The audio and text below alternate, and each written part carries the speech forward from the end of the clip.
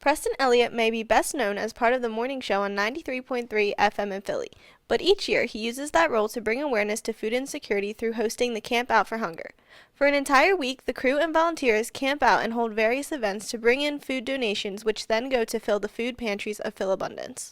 The Camp Out for Hunger got started because our show was new at the time, and we wanted to do a charity event that drew a lot of people out to help. And we decided that feeding the hungry was a pretty universal thing that people could identify with and help out with. Preston isn't the only one who is passionate about food insecurity. Kathy Youngman is a professor at Cabrini College who has worked in depth on this topic with her award-winning Senior Convergence class of 2015. Food insecurity is not being sure of where your next meal is coming from. Food insecurity is you may have enough to eat at one meal, but you really don't know where your food is coming from for your next meal. Welcome to the Camp Out for Hunger, everyone. Yeah! We have a wonderful setup here in the Xfinity parking lot in South Philadelphia, right across from the Wells Fargo Center. We have this mass communication device at our disposal.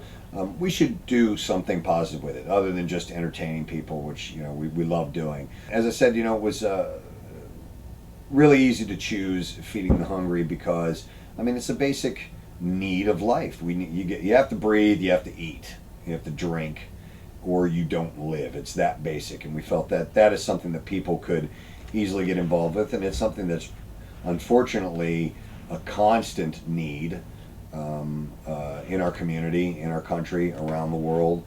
So we wanted to do what we could to help out with that. There are a lot of root causes for food insecurity. Some of them are just being poor, not having enough money to buy the food that you need to eat. Another reason might be if you live in a food desert, which means you can't buy food, there aren't any supermarkets around you, or there's no place to acquire food from.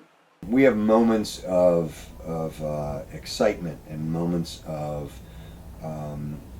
concern and moments of being hurt by what we're seeing by some of the families that come by and people that say, I couldn't pay my bills, I needed to eat, and your heart goes out to them, you're a little heartbroken.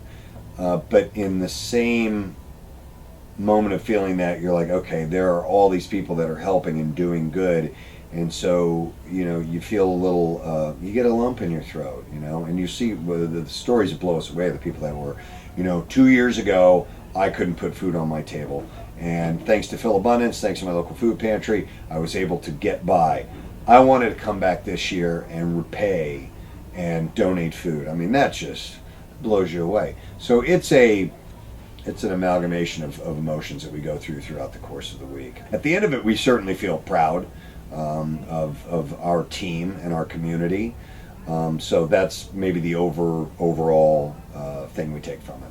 Over the holiday season, between Thanksgiving and Christmas, people become much more aware of food insecurity and hungry families, and they tend to donate to organizations that help people in need. But it's a year-round problem. Food insecurity doesn't just disappear after the holidays. It continues year-round. So those people really do need support. And there are organizations, food banks, and food pantries that really keep many people going. There are hundreds of thousands of people that are helped with this. And I know that this particular fundraiser for Philabundance is a total of about 52% of all the food they collect the entire year we get in this 1 week. A substantial amount of people that can get sustenance from this event and from Philabundance. I think you'd really be surprised to know that there are Cabrini students who are food insecure.